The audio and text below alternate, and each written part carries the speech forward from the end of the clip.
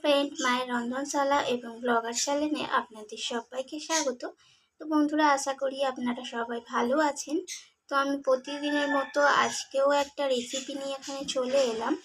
আজকে আমি বানাবো এখানে রুই মাছ দিয়ে আর ওলকপি আলু বেগুন দিয়ে তরকারি।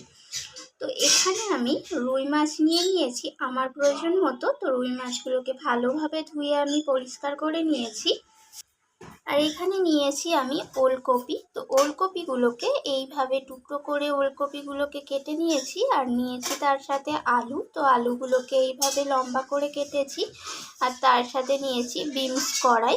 তো বিনস কড়াইগুলোকেও আমি দু প্রান্ত কেটে, যেগুলো একটু বড় সাইজের বিনস কড়াই, সেগুলো মাঝখান থেকে দু টুকরো করে নিয়েছি। তো দেখুন এইভাবে টুকরো করে নিয়েছি।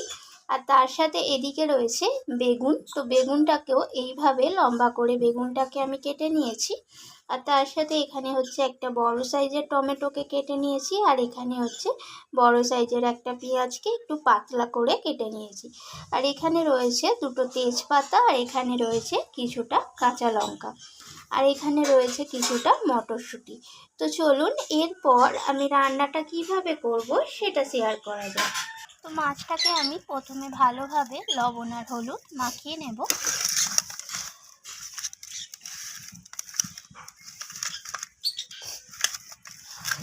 আর এইদিকে আমি উনুনের মধ্যে কড়াই বসিয়ে দিয়েছিলাম। তো কড়াইটা গরম হয়ে যাওয়ার পর আমি সর্ষের তেলও দিয়ে দিয়েছি। তো তেলটাকে একটু খুন্তি দিয়ে আমি কড়ার গায়েতে লাগিয়ে নিচ্ছি, যাতে করে মাছগুলো ভাজার সময় কড়ার গায়েতে লেগে না যায়। তো তেলটাও গরম হয়ে এসেছে। তো এখানে আমি এক একটা করে মাছের পিসগুলো তেলের মধ্যে ছেড়ে দিচ্ছি। তো মাছের দু পিঠই আমি একটু লালচে করে ভেজে নেব।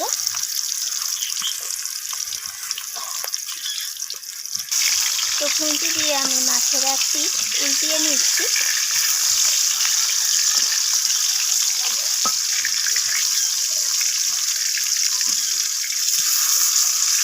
তো মাছটা আমার এখানে ভাজা হয়ে গেছে। দু পিঠি লালচে করে মাছটাকে আমি তুলে নিচ্ছি তেল থেকে।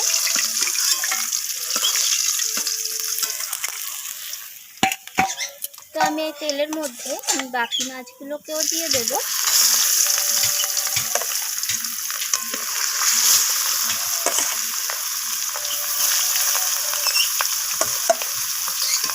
তো এই মাছগুলোও আমি লালচে করে ভেজে নেব।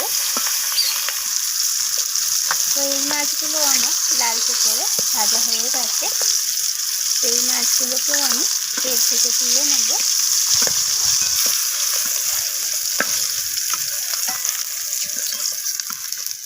তো এরপর ওই মাছ ভাজার তেলের মধ্যেই আমি কেটে রাখা আলুগুলোকে ভেজে নেব।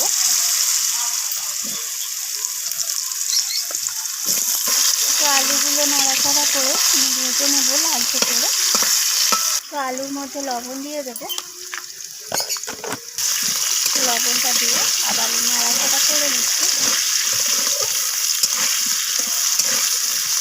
তো আলুগুলো ভাজা হয়ে গেছে। আমি আলুগুলো তেল থেকে তুলে নেব।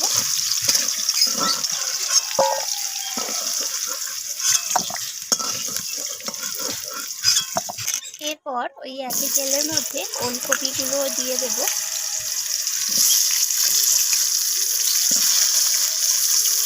তো ওলকপিটাকেও আমি ভেজে নেব লালচে করে।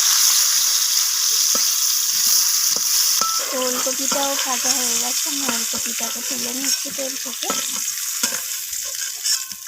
তো এরপর ওই তেলের মধ্যে আমি ফোড়নে দিয়ে দেবো একটা শুকনো লঙ্কা, দুটো তেজপাতা, আর দিয়ে দেবো হাফ চামচের মতো গোটা জিরে। শুকনো লঙ্কাটা আমি ফাটিয়ে দিয়েছি। তো ফোড়নটা একটু নাড়াচাড়া করে নিলাম। এরপর দিয়ে দেবো এখানে কেটে রাখা পেঁয়াজগুলো।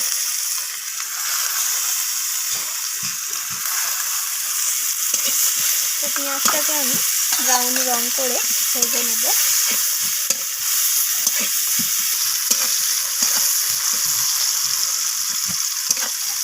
এরপর এখানে আমি দিয়ে দেবো টমেটোটা। তো পেঁয়াজটা দেখুন ব্রাউন রং করে ভাজা হয়ে গেছে। তারপর আমি দিয়ে দিলাম টমেটো। তো টমেটোটাকেও আমি পেঁয়াজের সাথে ভেজে নেব যতক্ষণ না নরম হয়ে আসছে। তো এখানে টমেটোটাও ভাজা হয়ে গেছে আর আগের থেকে অনেকটাই নরম হয়ে এসেছে। এখন আমি দিয়ে দিলাম এখানে বিনস কড়াইগুলো। তো বিনস কড়াইগুলোকেও ভেজে নিচ্ছি একসাথে নাড়াচাড়া করে। আর দিয়ে দেবো এখানে বেগুন। তো বন্ধুরা, বেগুন দিয়ে কিন্তু মাছের ঝোলটা বানালে তার স্বাদটা কিন্তু একদমই আলাদা লাগে। তো বেগুনটাকেও আমি ভেজে নিচ্ছি এইভাবে নাড়াচাড়া করে। তো এখানে সব কিছু ভাজা হয়ে গেছে। আমি দিয়ে দিলাম এখানে হলুদ গুঁড়ো প্রয়োজন মতো, আর দিয়ে দেবো ঝাল অনুযায়ী লাল লঙ্কার গুঁড়ো, আর দিয়ে দেবো এখানে প্রয়োজন মতো জিরে গুঁড়ো। সমস্ত কিছু মশলা আমি এইভাবে নাড়াচাড়া করে ভেজে নিচ্ছি সবজির সাথে। আর দিয়ে দেবো হাফ চামচের মতো রসুন বাটা, আর দিয়ে দেবো হাফ চামচের মতো আদা বাটা। তো আদা রসুনটাকেও আমি সব কিছুর সাথে নাড়াচাড়া করে ভেজে নিচ্ছি। আর দিয়ে দেবো এখানে ভেজে রাখা আলু আর ওলকপি। তো সব কিছুকে ভালোভাবে কষিয়ে নিচ্ছি আমি। এবার আমি দিয়ে দেবো এখানে স্বাদ মতো লবণ। তো লবণটা দিয়ে আবারও কষিয়ে নিচ্ছি। একটু হাতে সময় নিয়ে সবজিগুলোকে কষিয়ে নিতে হবে। আর দিয়ে দেবো এখানে মটরশুঁটি। মটরশুঁটিটাকেও আমি কষিয়ে নিচ্ছি সব কিছুর সাথে। তো দেখুন সবজিগুলো কালারটা কত দারুণ আসছে কষাতে কষাতে। তো বেশ কিছুক্ষণ সময় নিয়ে আমি সবজিগুলোকে কষিয়ে নিচ্ছি। আর এখানে দিয়ে দেবো কয়েকটা কাঁচা লঙ্কা। তো কাঁচা লঙ্কাটা ঝোলের মধ্যে একটা সুন্দর ফ্লেভার আসছে, তাতে করে কিন্তু খেতে ভালো লাগবে। এরপর আমি দিয়ে দেবো এখানে কিছুটা কেটে রাখা ধনিয়া পাতা। তো ঝোলের মধ্যে কিন্তু ধনিয়া পাতার ফ্লেভারটা অসাধারণ স্বাদ লাগে। তো এখানে যদি থাকে হাতের কাছে তাহলে কিন্তু দেবেন অবশ্য করে, আর না থাকলে না দেওয়ার কোনো দরকার নেই। সমস্ত কিছু আমি ভালোভাবে কষিয়ে নিচ্ছি। তো এখানে আমার কষানো হয়ে গেছে আর সব কিছু থেকে তেলও ছেড়ে দিয়েছে। তো এখন আমি এর মধ্যে প্রয়োজন মতো জল অ্যাড করে দেব। যতটা ঝোলের আমার প্রয়োজন সেই অনুযায়ী, আর সবজিগুলো সিদ্ধ হবে সেই অনুযায়ী করে আমি এখানে জলটা দিয়ে দেব।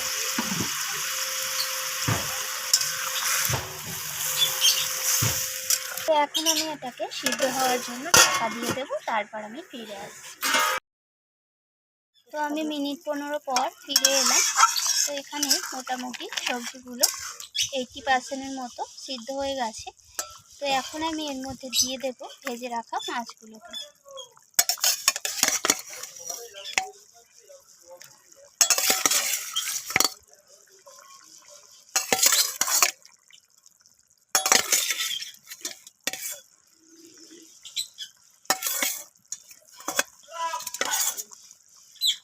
তো মাছগুলোকে আমি ঝোলের সাথে একটু নাড়াচাড়া করে মিশিয়ে নিলাম। এবার আমি এটাকে একটু রান্না করে নেব যতক্ষণ সবজিগুলো সিদ্ধ হয়ে আসছে। তো এখানে মাছটা মোটামুটি রেডি হয়ে গেছে। তো আমি এটাকে সিদ্ধ করে নিয়ে নামিয়ে নেব, তারপর পরিবেশন করে শেয়ার করছি। তো দেখুন এখানে তৈরি হয়ে গেল ওলকপি, আলু, বেগুন আর বিনস কড়াই দিয়ে অসাধারণ স্বাদে রুই মাছের ঝোলের রেসিপি।